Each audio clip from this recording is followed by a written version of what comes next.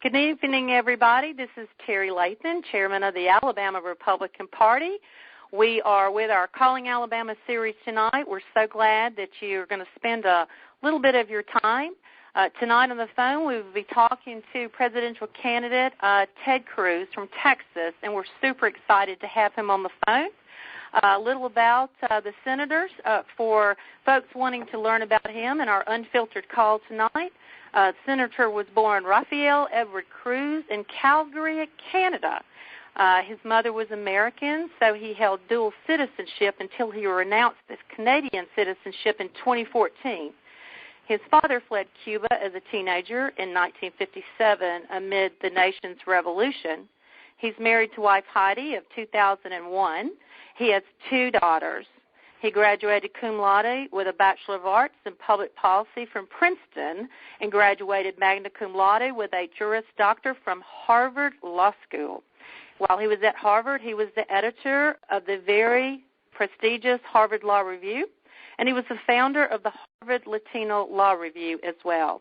He is the first Hispanic United States Senator from Texas, and he clerked with Supreme Court Justice William Rehnquist.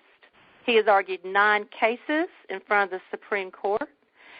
He was a domestic policy advisor during George W. Bush's first presidential campaign. And in 2001, he was Associate Deputy Attorney General at the United States Department of Justice. In 2003 to 2008, he served as the Solicitor General. He was the first Latino and the youngest ever to hold the position and the longest-serving solicitor in Texas history. He was an adjunct law professor at the University of Texas. He's a self-described movie buff, and he says avocados are the only food he really doesn't like, but enchiladas are his favorite.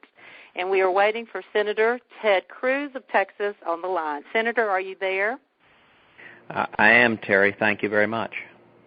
Well, thank you for stepping in tonight to the state of Alabama. Well, I'm thrilled to be with you, and thank you for the very kind introduction, Terry, and thank you for giving me the chance to visit with so many good men and women across the great state of Alabama. And I appreciate everyone joining me on this call and inviting me to be with you. I wish I could be there in person, but I look forward to meeting a great number of you. I'm going to be in Alabama in August.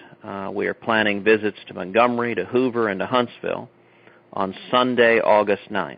And we'll be sure to share the details of the trip as soon as they get nailed down, or you can find out more at our website, which is tedcruz.org. Well, wonderful.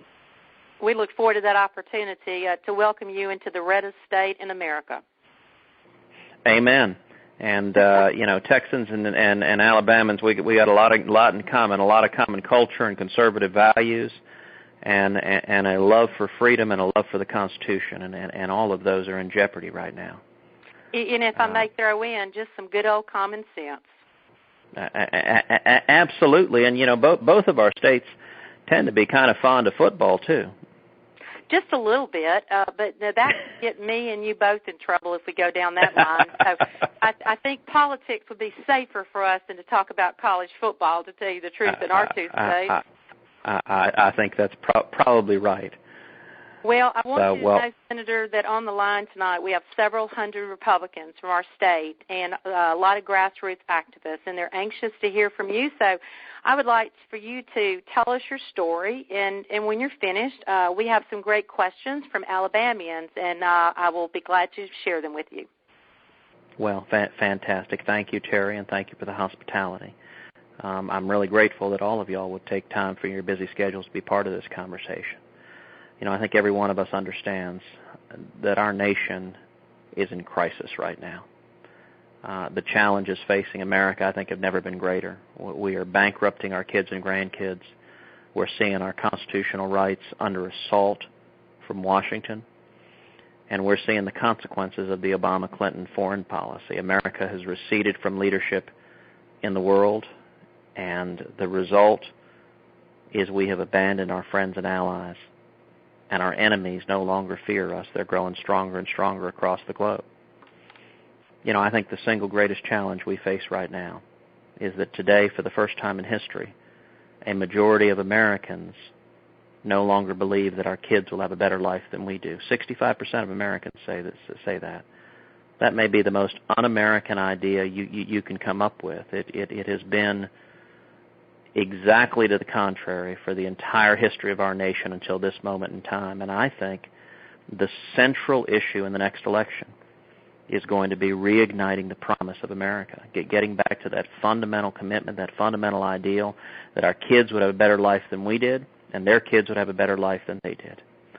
And I have to tell you, I'm incredibly optimistic. I'm optimistic that we're going to do exactly that. We're going to reignite the promise of America because of each and every one of you, because people who are fed up with Washington, fed up with career politicians in both parties who aren't listening to the American people. And the way to reignite the promise of America is 3 common sense steps. Number 1, we bring back jobs and growth and opportunity. My top priority in office has been economic growth. We do that through tax reform and regulatory reform. Every time this country has pursued tax reform and regulatory reform, we've seen extraordinary economic growth. We saw that in the 1920s. We saw it in the 1960s. We saw it in the 1980s. Tax reform, every year we spend about $500 billion in tax compliance. All of that is unneeded. I think the best tax reform is a simple flat tax where every American can fill out his or her taxes on a postcard, and we can abolish the IRS. When it comes to regulatory reform, we have seen regulators descend from Washington like locusts, small businesses, the EPA, OSHA, the CFPB, destroying jobs. And the most important regulatory reform is we need to repeal every word of Obamacare. We need to instead adopt common sense health care reform that makes health insurance personal and portable and affordable and keeps government from getting in between us and our doctors. The second key to reigniting the promise of America is we need to defend our constitutional liberties, all of them. We need to defend the First Amendment, free speech, and especially religious liberty. There have never been an assault on religious liberty like we're seeing right now. And I have to tell you, as we've seen the battles in Indiana and Arkansas, as we've seen the reaction from the Supreme Court's terrible decision on marriage, it's been heartbreaking to see so many Republicans run for the hills, including quite a few Republican presidential candidates who, when the Supreme Court issued their fundamentally lawless decision purporting to strike down the marriage laws of all 50 states, an awful lot of Republican presidential candidates said, well, it's settled, it's the law of the land, we must accept it, surrender, and move on. There's something powerfully wrong when you have Republican presidential candidates reading word for word Barack Obama's talking points. I'll tell you this, I've spent 2 decades fighting to defend religious liberty, and I will never, ever, ever shy from standing up and defending the religious liberty of every American to seek out and worship the Lord God Almighty with all of our hearts, minds, and souls, free of the government getting in the way. We need to defend the Second Amendment, the right to keep and bear arms. In the U.S. Senate, I've led the fight to stop Barack Obama and Harry Reid from coming after our Second Amendment rights, and we need to be proud to defend that constitutional right. We need to defend the Fourth and the Fifth Amendments, our rights to privacy, and we need to defend the 10th Amendment, the fundamental protection of state rights. That means there's a whole lot of things the federal government has no authority sticking their nose into. And front and center there is education. We need to repeal every word of Common Core. You know, I've been proud to stand with my good friend Alabama Senator Jeff Sessions in helping lead the fight to stop President Obama's unconstitutional amnesty, which is contrary to the rule of law. It's contrary to our Constitution. We need to get back to honoring the Constitution. And the third key to reigniting the promise of America is we need to restore America's leadership in the world. We need to get back to an America that our friends and allies can count on and that our enemies fear and respect. Instead of a president who boycotts Prime Minister Netanyahu, imagine America unapologetically standing with the nation of Israel. Imagine a commander-in-chief who stands up and says, we will defeat radical Islamic terrorism, and we will call it by its name. Imagine a president who makes unambiguously clear, under no circumstances will we allow Iran, a nation led by theocratic zealots, chance death to America. Under no circumstances will we allow Iran to acquire nuclear weapons that could be used to murder millions of Americans. Now, some of y'all may be thinking, all of that makes sense to me. All of that's common sense, but can it be done? Well, let me tell you, I am convinced it can. I am profoundly optimistic and hopeful. And the reason is simple. The book of Ecclesiastes tells us there's nothing new under the sun. I think where we are today is very, very much like the late 1970s. I think the parallels between Jimmy Carter and Barack Obama are uncanny. Same failed economic policy, same feckless and naive foreign policy.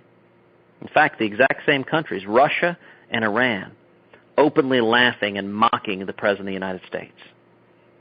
Why does that analogy give me so much encouragement? Because we all remember how that story ended. A grassroots movement that swept this country. Millions of men and women rose up and became the Reagan Revolution. And it didn't come from Washington. Washington despised Ronald Reagan. It came from the American people. The reason I'm optimistic is simple. The same thing is happening. It's happening in Alabama. It's happening in Texas. It's happening in Iowa and New Hampshire and South Carolina. And in every state in the Union, millions of men and women are saying, this doesn't make any sense. The only way to turn this country around is a movement of millions of courageous conservatives rising up and saying, enough is enough. We will stand against the Washington career politicians in both parties, and we're going to take our country back. You know, I'll tell you, we are building a grassroots army all across the state.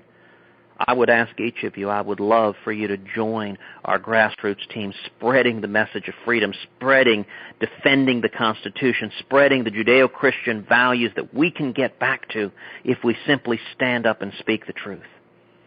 I would encourage any one of you that is interested in joining our grassroots team to reach out and email Sam Cooper, who's part of my political team. You can reach Sam at scooper@tedcruz.org. Let me give you that email. His name is Sam Cooper, and it's scooper, Cooper, @tedcruz.org. You can also sign up directly to be part of our grassroots army at the website tedcruz.org.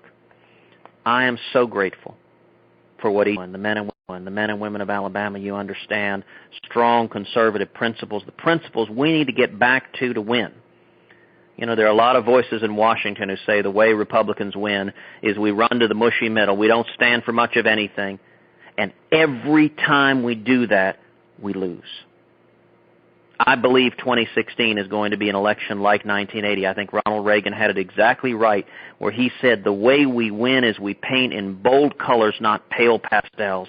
That is what we're doing, and I'm going to continue working hard to earn your support and your vote. I'm so looking forward to Alabama in August. That's going to be Sunday, August 9th, and we'll make sure to get you more details as they're finalized. And with that, I'm very happy to take any and every question you got. Well, thank you for those words of wisdom. You know, and I think Barack Obama is what us out. We're very tired. And you mentioned your third point, leadership in the world. And I would like to start questions actually on leadership of the world. Sure. And this question is from a wonderful gentleman in the military. His name is Wes from Montgomery County. If you'll give me a second to plow through his question. As a military service member, I have spent many years investing in the cause of freedom, both at home and abroad. I spent the majority of last year away from my family, my unit, and I fought terrorism in Afghanistan. It has made me very sad to watch the gains made in Iraq lost seemingly overnight to ISIS, even while I was fighting enemies in Afghanistan. Senator Cruz, do you agree with the Obama administration's assessment that our combat mission is, and I quote, concluded concluding, unquote, and what will you do as president to ensure that further progress isn't lost?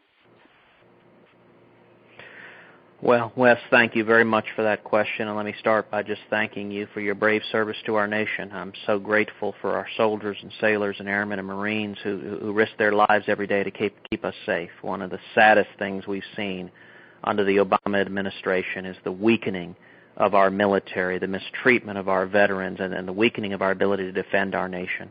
And one thing I'll pledge to you right at the outset, Wes, is that if I'm elected president, we're going to rebuild our military. It's the greatest and strongest military in the history of the world, and we're going to stand with our fighting men and women to defend this nation. Now, when it comes to ISIS, I agree with absolutely nothing Barack Obama is doing. The first thing he's doing wrong is he refuses to speak the truth. You know, you cannot defeat radical Islamic terrorism with a president who refuses to utter the words radical Islamic terrorism. We need to call out this enemy for what it is. We see this over and over again. We saw this last week with the horrible shooting in Chattanooga, took the lives of 4 brave Marines and 1 sailor. Yet the president said it was simply a lone gunman.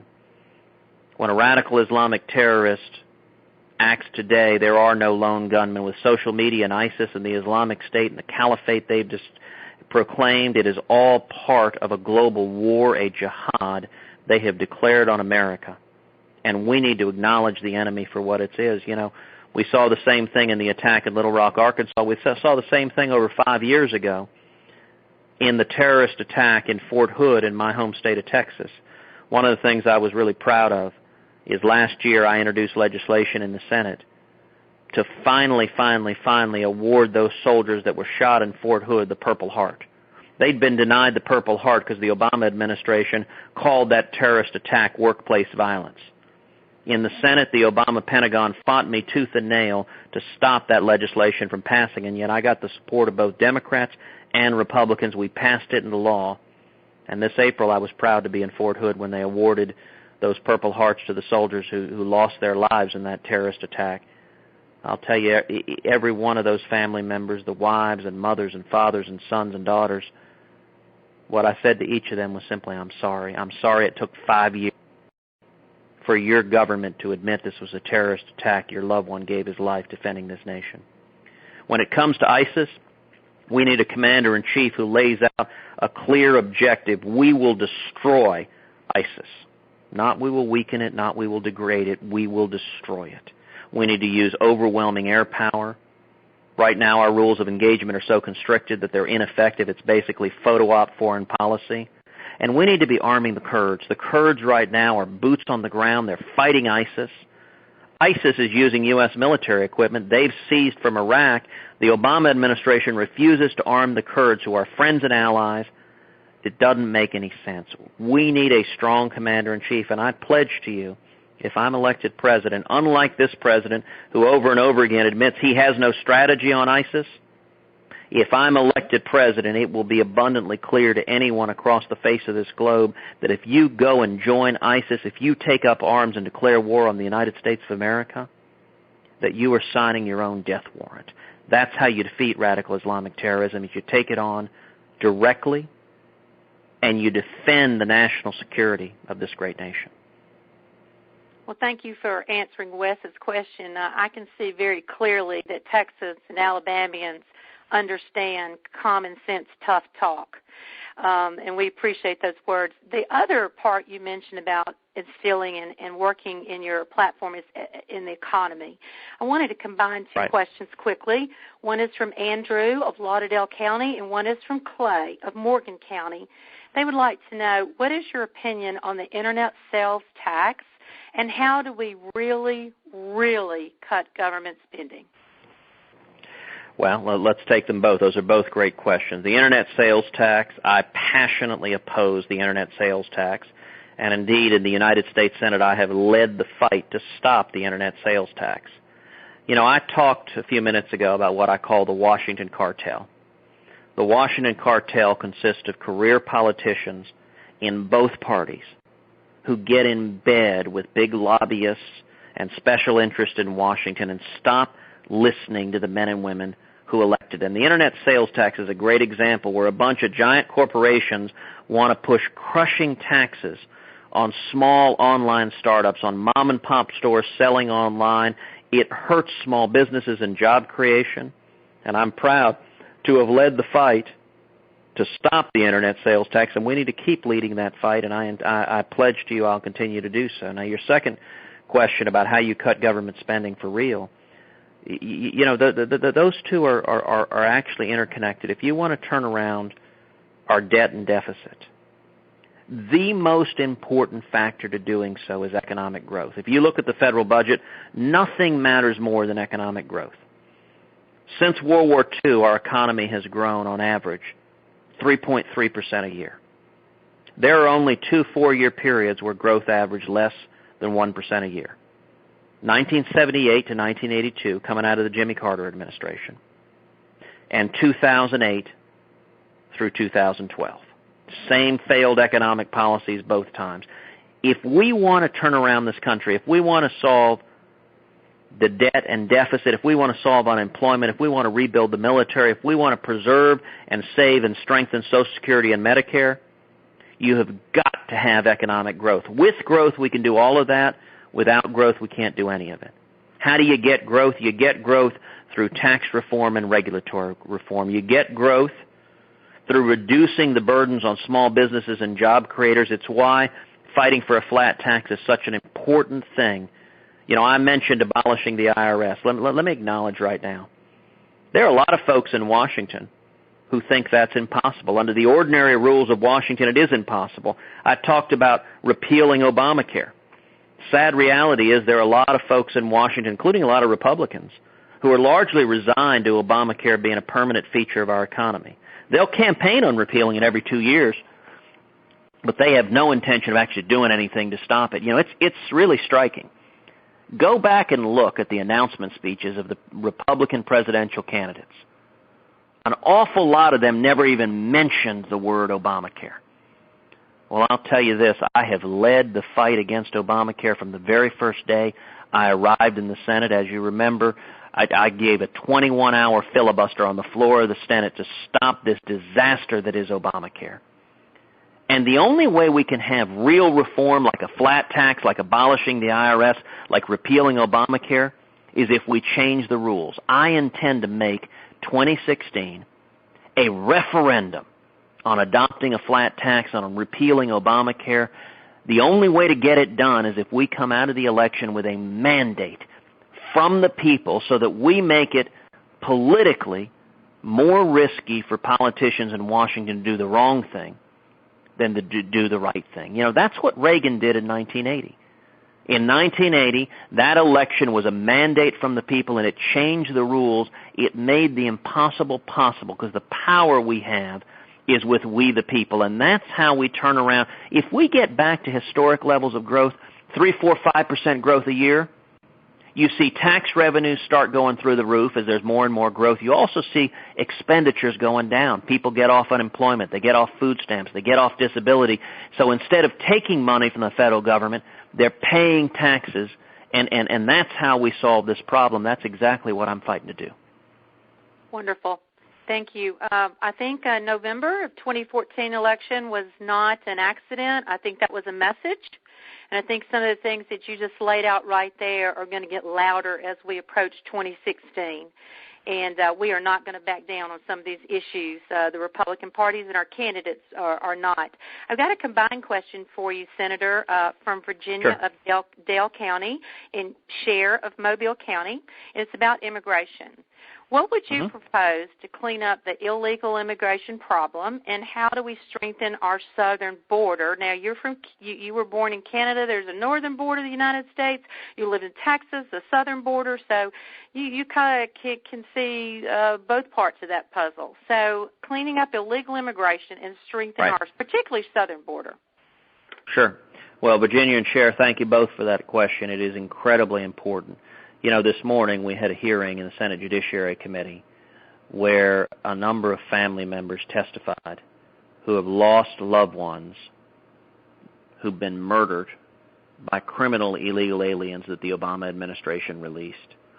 It was, in all my time in the Senate, one of the most heartbreaking, moving, powerful hearings I've ever seen, as Mr. Steinle, the father of Kate Steinle, talked about his daughter being shot on the pier in San Francisco.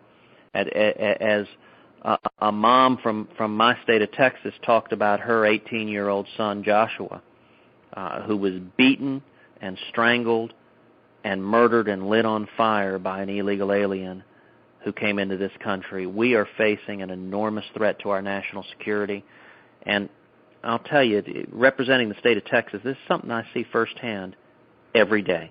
We have roughly 1,200 miles of southern border. I've spent significant time down on the southern border meeting with law enforcement, meeting with Border Patrol.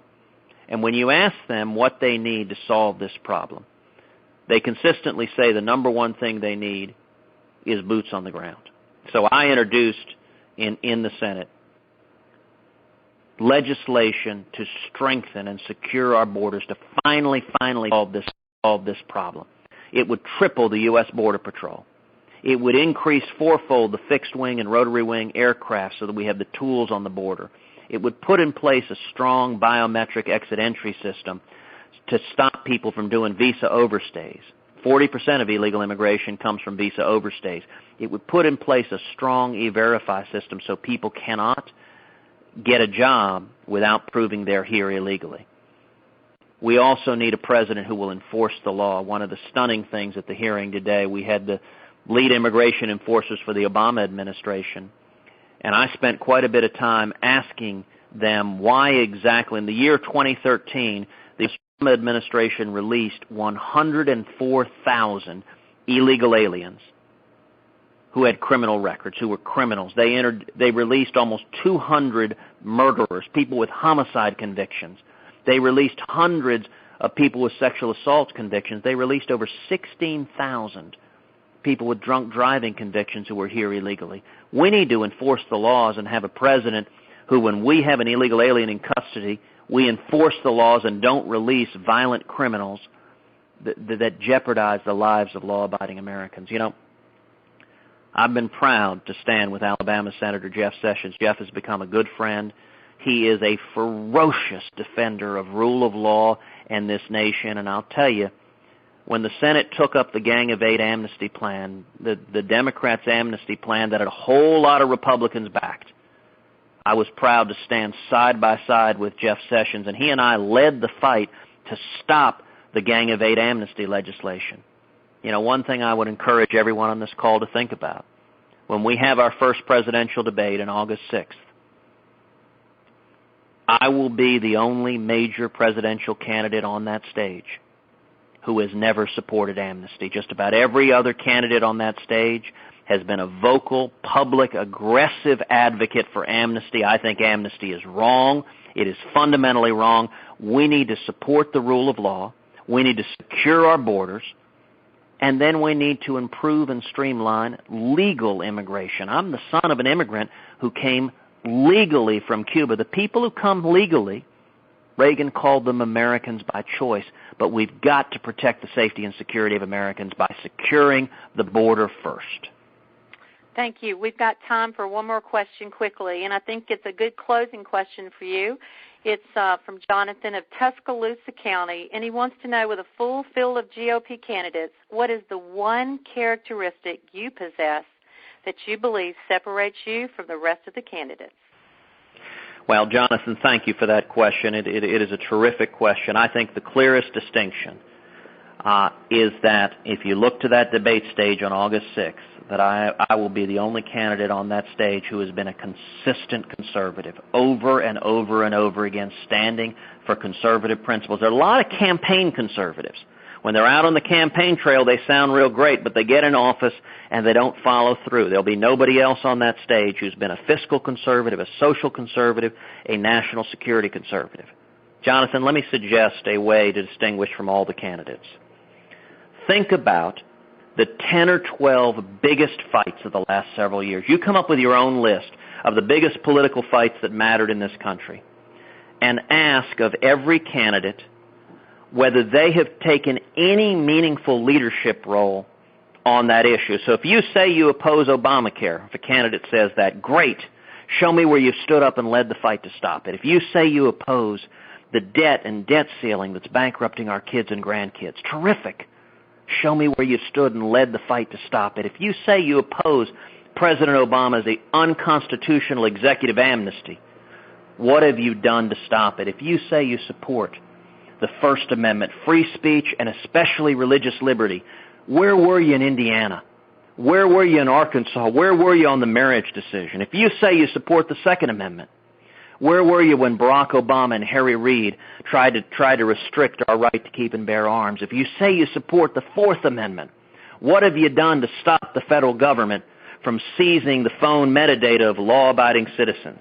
If you say you support the 10th Amendment, what have you done to stop Common Core? And have you always opposed Common Core, or did you support it for years and suddenly decide you opposed it when you announced for president? If you say you support life and marriage, where are you right now on Planned Parenthood? I'm leading the fight to defund Planned Parenthood. If you say you support Israel, what have you done to strengthen our friendship and relationship with Israel? If you say you oppose radical Islamic terrorism and Iran getting nuclear weapons, what have you done to lead that fight?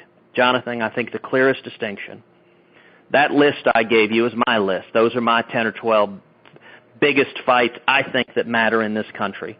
And on every one of those, I've stood and led the fight. If you look at the rest of the field, the other candidates can't say that. And I'll say this just in closing. We are seeing unbelievable enthusiasm for our campaign. In just over 3 months between our campaign and the Super PAC, we've raised over $52 million.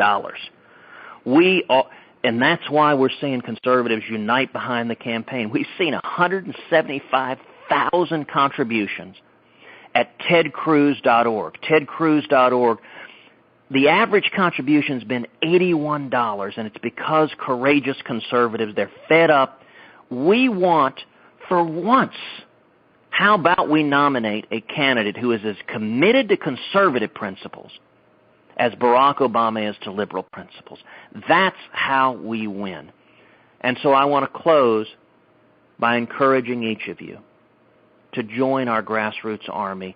If you want to be part of the team, come to the website, tedcruz.org, sign up to volunteer, sign up to contribute, or send an email to Sam Cooper. Sam's email is scooper, S-C-O-O-P-E-R, at tedcruz.org. And I cannot wait to see each of you when I'm in Alabama on Sunday, August 9th. Thank you, and God bless each of you. Senator Cruz, thank you for stepping into Alabama tonight with such wonderful words. And will you please apologize to Sam if the Alabamians crash his email tonight at scooper@tedcruz.org. And I will see you in Cleveland next month. And thank you again for your time, and God bless. Thank you so very much. Yes, sir.